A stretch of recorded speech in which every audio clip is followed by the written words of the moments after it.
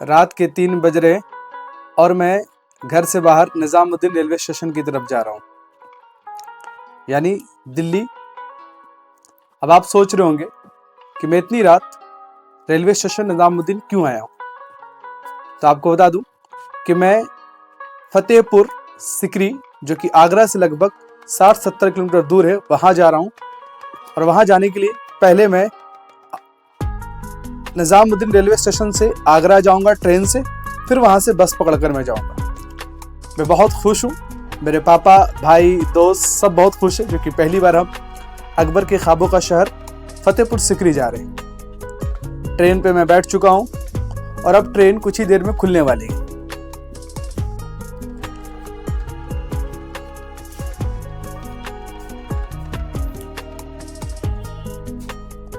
देखते ही देखते मैं फतेहपुर सिकरी पहुंच गया हूँ। ये फतेहपुर सिकरी है, बुलंद दरवाजा, जोधाबाई महल। वाकई बहुत ही मुझे अंदर से अमेजिंग लग रहा है और बहुत मैं अंदर से बेचैन हूँ देखने के लिए। और वाकई मैं फतेहपुर सिकरी पहुंच चुका हूँ। धीरे धीरे मैं रोड पर ब्लॉगिंग करना शुरू किया और आगे बढ़ा और आगे बढ़ते ही मैं ये देख रहा हूँ, ये हमें फतेहपुर सिकरी दिख गया है। ये फतेहपुर सिकरी का एक किला है, वाकई बहुत ही अमेजिंग। और इस जो ऊंचाई पे जो दिख रहा है हमारे सामने, बुलंद दरवाजा है। चारों तरफ जंगल, पहाड़, और उसी पहाड़ की ऊंचाई पर फतेहपुर सिकरी का किला और उस किले की एंट्री गेट जो बुलंद दरवाजा कहलाती है। दरअसल जब अकबर ने 1576 में गुजरात को जीता, तो अपनी जीत को यादगार बनाने के लिए इन्होंने बुलंद दरवाजा की तामीर करवाई, जो सामने दिख रहा है। और ये बुलंद दरवाजा की सीढ़ियों को क्रॉस कर रहा हूं मैं, और वाकई कितना ऊंचाई पे आप इसे देख सकते हैं। ये बुलंद दरवाजा रेड सैंडस्टोन का बना हुआ, ये बुलंद दरवाजा, चारों तरफ लिखी हुई कुरान की आयतें। और ये बुलंद दरवाजा के सामने का ये गांव फतेहपुर है। आपको बता दूं कि फतेहपुर गांव दरअसल बाबर ने जब राणा सांगा को हराया, तो उसी की याद में इन्होंने एक गांव बसाया जिसे फतेहपुर कहते हैं। और रोड के इस तरफ, यानी किला के पीछे की तरफ, सिकरी गांव, ये फतेहपुर का किला है। और इस किले की मेन एंट्री गेट, जिसे हम बुलंद दरवाजा के नाम से जानते हैं, चारों तरफ लिखी हुई कुरान की आयतें, भव्य और ऊंचाई पे बना हुआ बुलंद दरवाजा, रेड सैंडस्टोन का काम, और नक्काशी ऐसी कि बीच बीच में पिट्रोडुरा स्टाइल कहते हैं इसको हम, कि होल बनाकर उसके अंदर स्टोन फिट किए गए। आप देख सकते हैं कुरान की आयतें, कुरान में कुछ लिखी हुई है, मैं इसे पढ़ नहीं पा रहा हूं। और ये चारों तरफ बुलंद दरवाजा का ये नजारा, मनमोहक खूबसूरत नजारा। और ये फतेहपुर सिकरी का गांव। इस गांव के बाहर की तरफ अकबर ने एक चारों तरफ से वॉल बनाया था पूरे फतेहपुर गांव और किले को प्रोटेक्ट करने के लिए, जो कि हमारी कैमरे की क्वालिटी इतनी अच्छी नहीं है कि आपको मैं जूम करके दिखाऊं। अगर आप चाहें तो देखिए, ये दीवार जो दिख रही है, दरअसल पूरे गांव को ही प्रोटेक्ट किया गया था। मेरा दिल किया कि मैं ब्लॉग बनाऊं और मैं ब्लॉग बना रहा हूं। ये हमारे पीछे की तरफ फतेहपुर गांव है। आप देख सकते हैं कितनी ऊंचाई पे मैं खड़ा हुआ हूं, और इस ऊंचाई से भी और ऊंचा बुलंद दरवाजा है।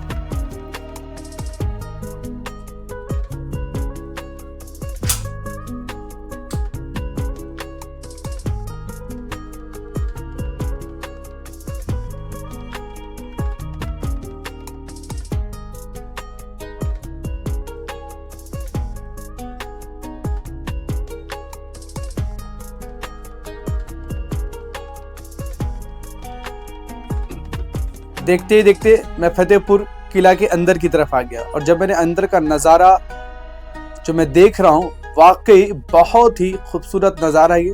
हमारे चारों तरफ ये दीवारों से घिरा किला, ये मस्जिद है, यहाँ पे गेस्ट हाउस है यहाँ पे, और ये सामने जिसका हम बेसब्री से इंतज़ार कर रहे थे कई सालों से, ये शेख सलीम चिश्ती का टॉम्ब है। बाय मिस्टेक ये वाइट मार्बल का बना हुआ, ये संगमरमर का बना हुआ, ये शेख सलीम चिश्ती का मकबरा।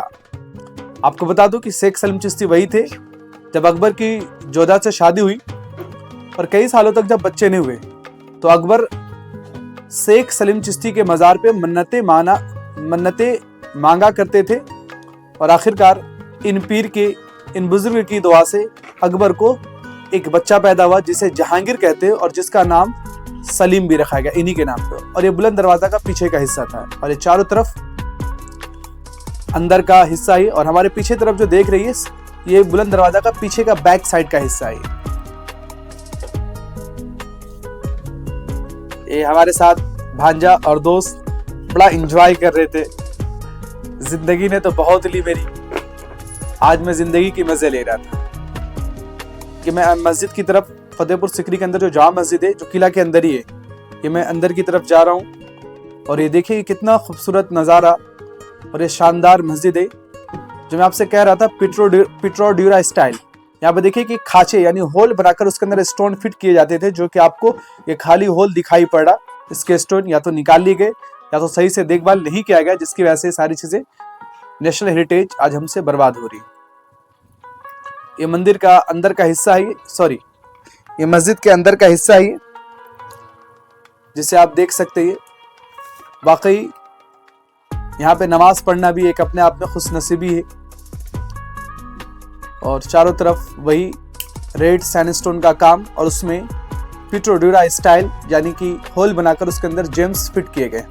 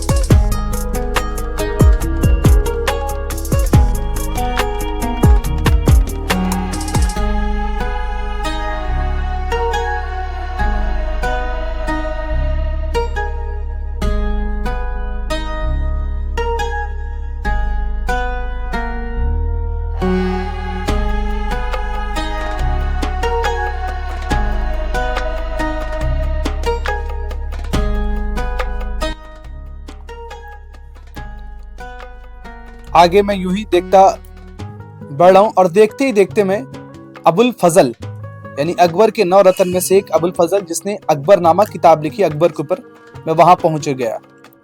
और ये जो देख रही है अकबर के टाइम का ये टकसाल है जहाँ पे पैसे छपते थे। और जो मैं आपसे कह रहा था कि फतेहपुर के बगल में ही सिकरी का किला है, तो ये मैं सिकरी के किला की तरफ आ गया हूँ इस टाइम पे। और चारों तरफ सिकरी का किला के बाहर का हिस्सा है और अंदर जो दिख रहा है आपको ये दरअसल वही सिकरी का किला। उस तरफ फतेहपुर का किला था जहाँ पे शेख सलीम चिश्ती का मज़ार और जामा मस्जिद थी, और ये सिकरी का किला जो कि दरअसल अकबर का दरबार यही हुआ करता था, जहाँ पर बिरबल महल, जोधा महल, मरियम महल, इस तरह की चीज़ें यहाँ पे मौजूद है।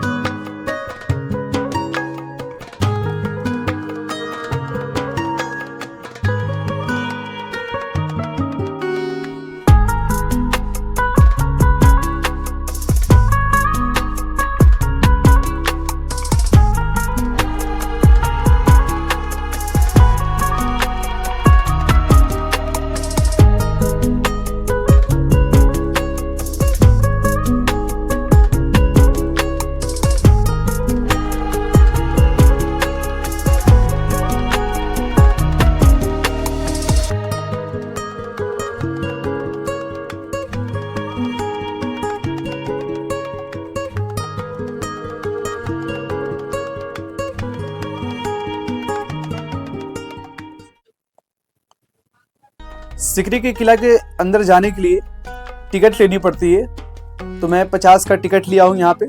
हालांकि फतेहपुर के किला में जाने के लिए कोई टिकट नहीं लगती, चूँकि फतेहपुर के जो किले हैं उसको मैनेज करने का काम मुस्लिम कम्युनिटी के लोग ही कमेटी बनाकर करते हैं, तो वो फ्री ऑफ कॉस्ट है, वहाँ पे आप इजीली जा सकते हैं और 10-20 रुपये कुछ लगते हैं यहाँ पे। जबकि सिकरी के किला में जाने के लिए आपको 50 रुपये की टिकट लेने पड़ते हैं, चूँकि इसे गवर्नमेंट ऑफ इंडिया प्रोटेक्ट करती है।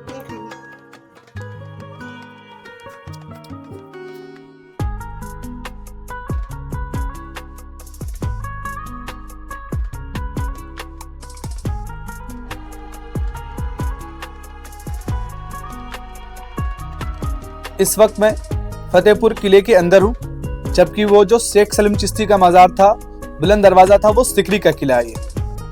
ये रेगिस्तानों में मौजूद ये फतेहपुर सिकरी का किला, और इसमें हमें फूल दिखाई पड़ी जो वाकई बहुत ही अट्रैक्टिव थी। ये पूरा गिरता हुआ नेशनल हेरिटेज, बर्बाद होता हुआ नेशनल हेरिटेज। यकीन मानिए कि हमारे राष्ट्रीय धरोहर का क्या हाल है, आप देख सकते हैं। आपको बता दूं कि सिकरी के किले के अंदर आपको बिरबल महल, जोधा महल, दासियों की रहने की जगह, पंचमहल, इस वक्त जो आप देख रही है दासियों की यानी कि वोमेन स्लेव के रहने की जगह, जो बादशाह और बादशाह की बेगमात की खिदमत के लिए मौजूद रहती थी।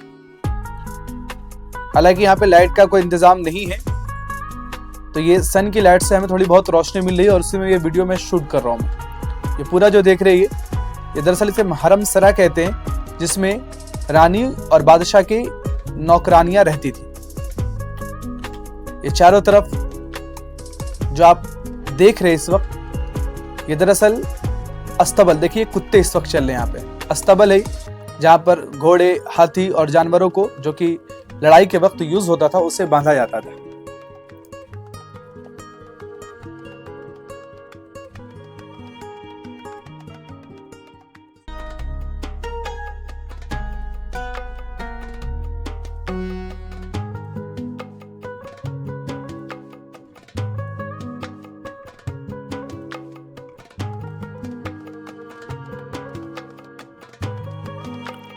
ये बिरबल महल है, वाकई बहुत ही ज्यादा खूबसूरत, जिसको मैं अपने शब्दों में बता नहीं सकता कि जब मैं बिरबल महल के अंदर गया तो वाकई कितना खूबसूरत नजारा था।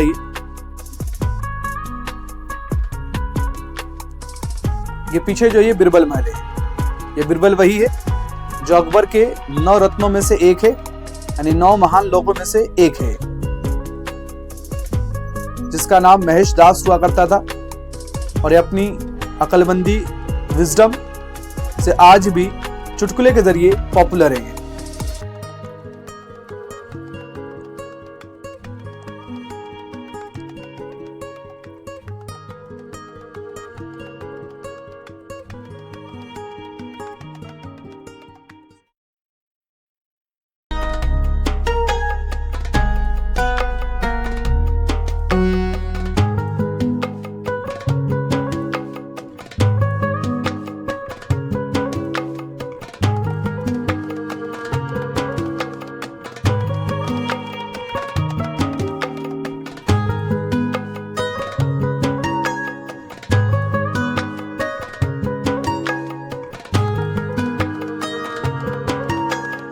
फतेहपुर सिकरी का एंट्री गेट है बैक की तरफ से, और जो सामने जो मैदान दिख रहा है आपको, ये खेत, दरअसल खानवा का मैदान कहलाता है, जहां पे राणा सांगा को बाबर ने 1527 में हराया था। और ये है बिरबल महल। पूरे सिकरी किला के अंदर में जो मुझे सबसे मोस्ट ब्यूटीफुल और सबसे अच्छा आर्किटेक्चर जो लगा वो बिरबल महल का लगा। यानी आप इसे देखकर आप यकीन नहीं करेंगे कि इंसान भी अपने हाथों से उस जमाने में ऐसी ऐसी चीजें बना सकता था, जिसे बनाने में भी महीने नहीं बल्कि साल गुजर जाएंगे। इनकी नक्काशियों को देखिए और महसूस कीजिए कि क्या नक्काशी की गई इनके ऊपर, ये डिजाइन। वाकई अगर आप पुराने आर्किटेक्चर के शौकीन हैं तो ये वीडियो आपके लिए बहुत ही ज्यादा अमेजिंग होने वाला है। ये किस तरह की आर्किटेक्चर बनाई गई, ये सीलिंग के ऊपर काम, ये रेलिंग को सपोर्ट देने के लिए इस तरह से जो बाहर निकाल कर बनाएगा और उस पर इस तरह की नक्काशी। वाकई बादशाह और बादशाह के पास लोग और पैसे की कोई कमी नहीं होती थी, ये इन आर्किटेक्चर को देखकर महसूस होता है। इस वक्त जो आप देख रहे हैं दरअसल पूरी बीरबल महल का ही अंदर का आर्किटेक्चर है।